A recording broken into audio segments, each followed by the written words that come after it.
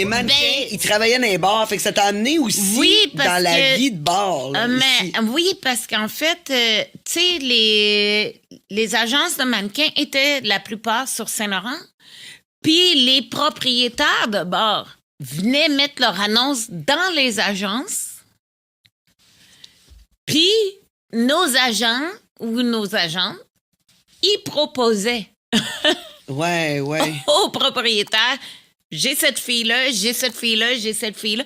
Fait que dans le fond, on était comme de la chair à vendre. Là. Ouais. Parce que...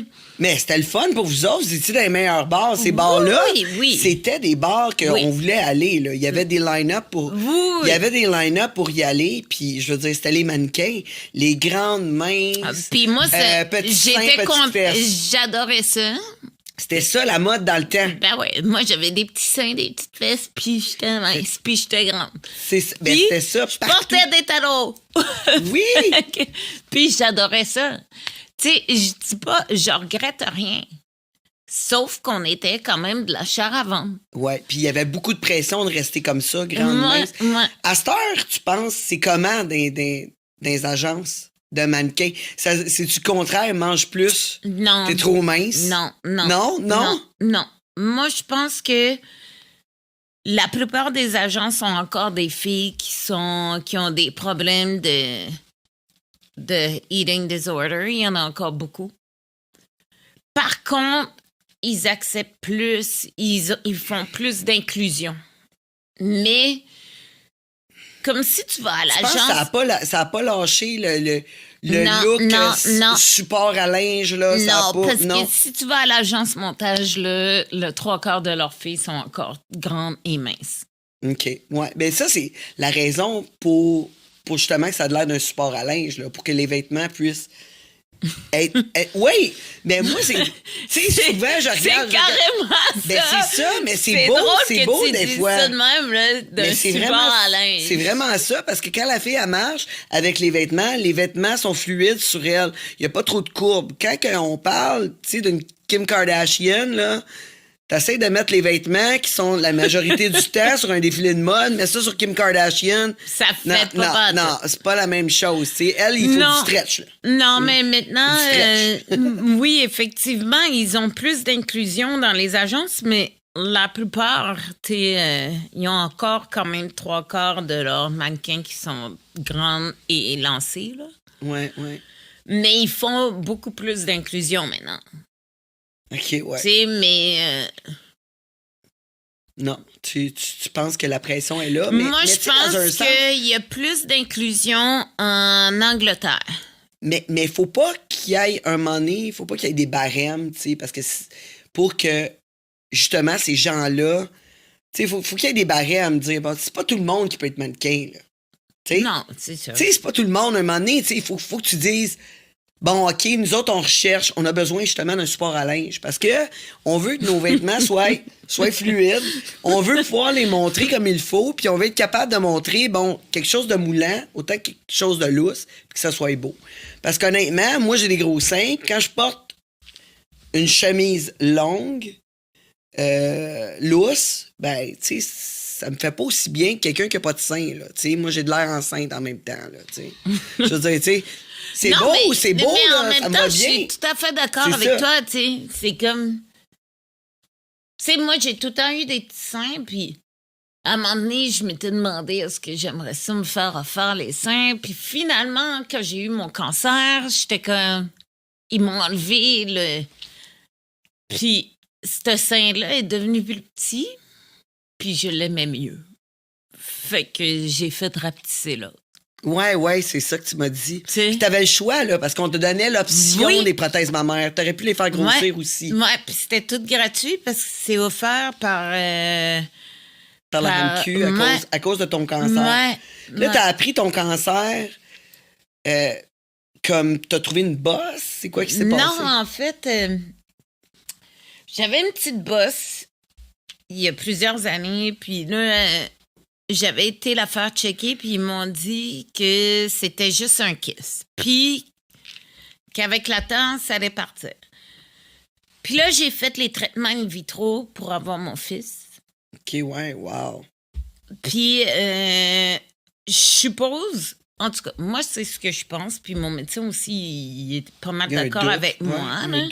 Le fait que je prenais beaucoup d'hormones, un jour, cette petite bosse-là, je prenais une douche, puis je lève mon bras, puis cette petite bosse-là, elle était genre grosse comme ça.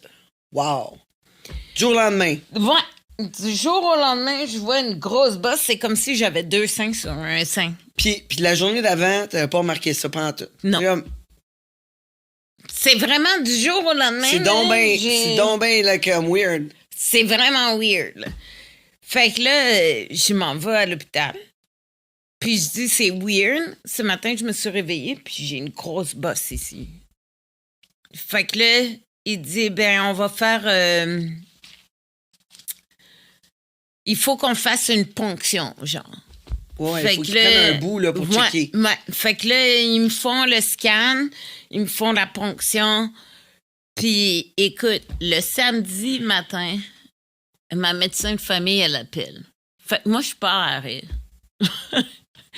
Puis, Guillaume, il dit, pourquoi tu ris? J'ai dit, ben là, Guillaume, si mon médecin m'appelle un samedi matin, c'est clairement pour me dire que j'ai un cancer. Non, ben, en tout cas, c'est sûr que s'il travaille le samedi... Non, mais c'est ça que j'ai dit à Guillaume. Il appelle pas n'importe qui le samedi. C'est pas pour ça prendre ta... Elle travaillait pas le samedi. Ouais. Fait que j'ai dit, écoute, si elle m'appelle samedi matin, elle me dit, c'est écoute... clair qu'il y a de quoi d'important. Là. C'est ça, fait qu'elle me dit, Myriam, lundi, faut que tu ailles à l'hôpital. Je t'ai booké un rendez-vous. J'ai dit, écoute, Sabrine, tu peux me le dire, hein? T'es pas obligé de m'envoyer à l'hôpital pour ça, là. Je sais qu'ils vont me dire, là. Puis finalement, on est allé à l'hôpital le lundi avec Guillaume, puis elle dit, écoute, Myriam, t'as un cancer du sein. Moi, je pars à rire. Guillaume se met à pleurer. C'était la première fois que je le voyais pleurer. Fait que plus il pleurait, plus moi, je riais. Ouais. J'étais comme, mais pourquoi tu pleures? Ben, il est inquiète pour toi. C'est ça. Fait que là, j'ai dit, pourquoi tu pleures? C'est moi qui ai le cancer, là. Il dit, ouais, mais si je te perds, là, voyons donc, tu vas pas me perdre, t'es malade, toi. J'ai dit, je vais jamais laisser cette affaire-là me prendre. Ouais. Puis, tu sais, ça a été ça. Puis là, mon médecin a dit, ben, tu sais, c'est ça qu'avec cette attitude-là, tu mourras pas de ça. Ouais. Puis en plus, on est chanceux parce que quand même, le cancer du sein, c'est un bon cancer à avoir. Tu sais, je dis ça. T'sais, on s'entend. 0 cancer est bon à avoir. Mais vraiment pas. Mais c'est un cancer qu'on a beaucoup. Mais c'est un qui est guérissable beaucoup plus facilement. Ouais, il y a eu beaucoup d'études là-dessus. S'il est pris au bon stade. Exact. Puis moi, j'étais au stade 2. Fait que j'étais pas au stade qui aurait été vraiment hardcore. Tu sais, mais ils me l'ont dit, si t'étais pas venu, quand t'as senti ça, quand t'as vu ça... une boule grosse de même. Là, elle dit, t'aurais été au stade 3, puis là, ça aurait été plus compliqué. Fait que c'est pour ça que j'ai commencé direct avec la chimio. Puis après la chimio, j'ai eu l'opération, puis après ça, j'ai eu la radio à la fin de l'année 2016. Mais écoute, moi, entre 2 chimios, je suis allée au Barbade, puis mon médecin m'a chicané. Il m'a dit, je t'ai jamais dit que tu pouvais aller au Barbade. J'ai dit, ouais, mais je commence le nouveau traitement après. Il a dit, non. Non. Donc, j'étais comme, je commence le nouveau traitement avant d'aller au Barbade. Il m'a dit, non, tu vas le commencer en revenant parce que tu vas être ben trop à terre avec l'autre, là. Il dit, l'autre chimio, là, tu seras pas capable de faire tout ce que tu fais quand t'es sur le Taxol, là. Ouais. Là, j'ai fait comme, OK. Il a dit, fait que tu vas le commencer le lundi d'après. Le monde est dangereux.